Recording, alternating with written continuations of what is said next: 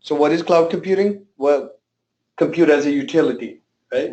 And so the example of this is electricity grid. It's electricity is generated, and you don't worry how that's generated, and it's managed by professionals, and they do whatever they have to do to keep the grid running, to provide you electricity at a cheap, reliable, safe manner, right? And all you do is plug into that grid, right? And you're good. So it's utility. You don't. There's so much stuff you can imagine must go on here. You can't possibly do that at home, right? Have that little nuclear, right? So so it's a utility. So now basically the whole idea is so is cloud. I mean, someone, Mr. Amazon, he's maintaining this thousands and thousands and thousands of computers and servers and networks and databases and utilities. But they're professionals, they're doing it, right? It's their own data center. That's what they do. All you do is plug in via the internet, plug it into via the internet and start using those services as a utility, just like you do with power. So I think that a lot of people like that kind of make sense analogy.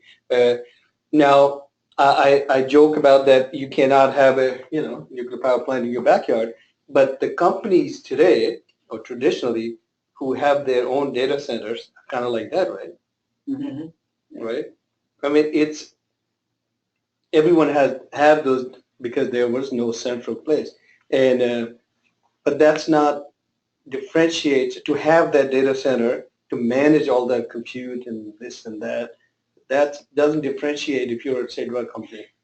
That doesn't differentiate Pfizer from Merck or Glaxo. That's not their business. Maintaining patching servers and running networks and running backups and maintaining a 24/7 staff and providing backup electricity and all that. That has nothing. I never said anything about medicine in that statement, right? Mm-hmm. Or it could be any business you could be. Like even as you work with state. Yeah. It's not. They have an IT expert who does that. So. Their job is to teach, right? Teach, and it's got nothing to do with. Now they may teach people how to take. That's the difference. But they're still teaching. That's still teaching. Right. So, but and so it's very attractive for company. I mean, I'm telling you guys already know to like, hey, why we are doing it. So people are obviously migrating to the cloud because the key thing is what? A couple of key things, right? And it's elastic. Mm-hmm. And I worked in big corporation a very long time. We would buy so much stuff because it always went like that. So we have a new system we are working on, say be a CRM system or HR system, whatever, and you need some servers to run on it, right? Run your app on. And so you'll go to some senior person, VP or senior vice president, ask for money, right? And so you ask for like, okay, this is how much it's going to cost. This many developers, this tool, this tool, and by the way, we also need this kind of servers and this databases, licensing or whatever.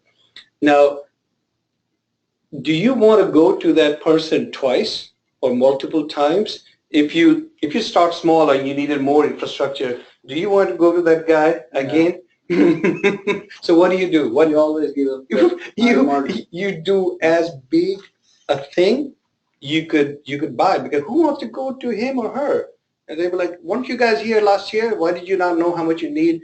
You're wasting my time, and they probably kick you out of their office. So we always did the biggest thing we could get, right? And what happened with those big things? Many times as the app is ramping up, 2%, 3%, 5% CPU memory, and most of the machine is just the rest is waste. Total waste.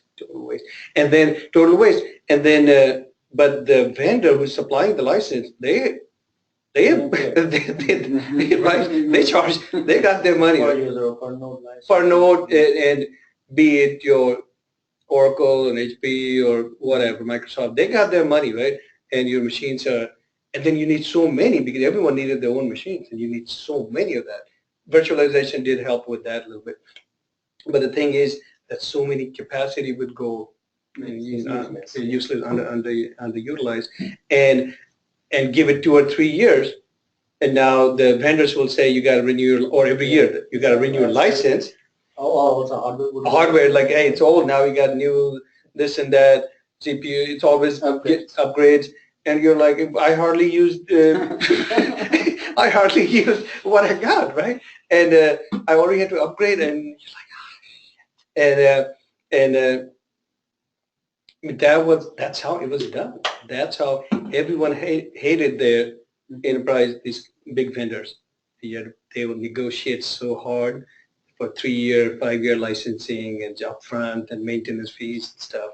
And you have to pay because you had no choice. I mean, you want Oracle, you want Teradata, you pay. And so, but now with cloud though, it's that thing went away, and that is beautiful. That's why people love cloud. It's elastic. You get what you need, however much you need today. Mm-hmm.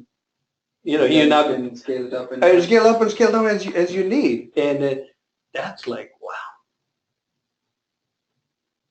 I mean that if we do nothing else, just one line, that itself is like that is an answer to a lot. That's the answer that I do. And then a second line too, no capital.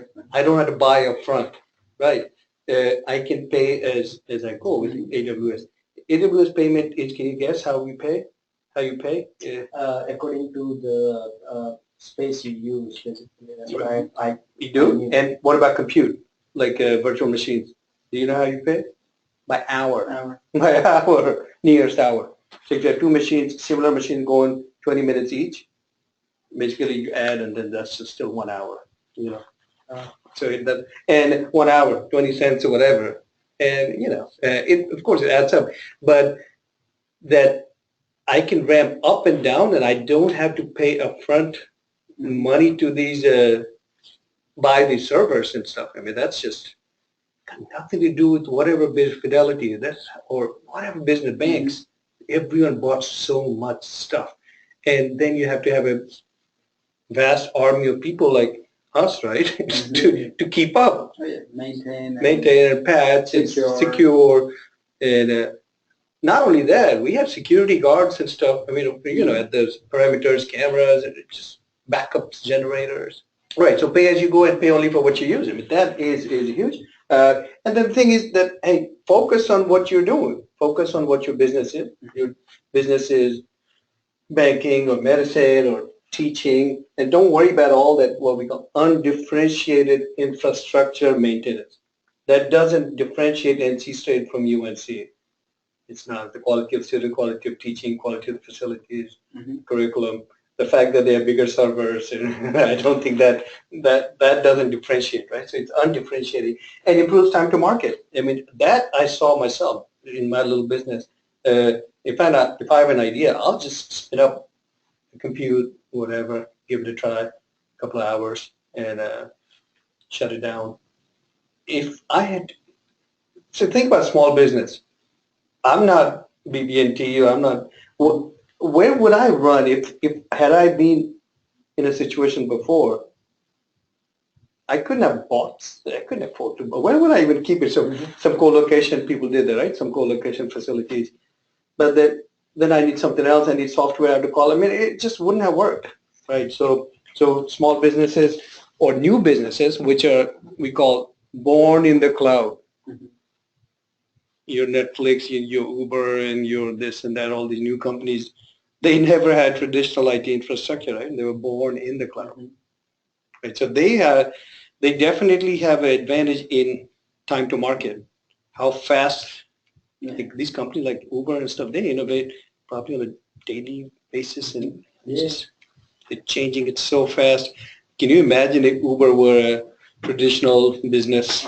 Yeah, couldn't market it that much. Couldn't do it. Like globally, no. No way. And that's one thing, global. So these are you guys already know, but it just puts it a nice perspective on it.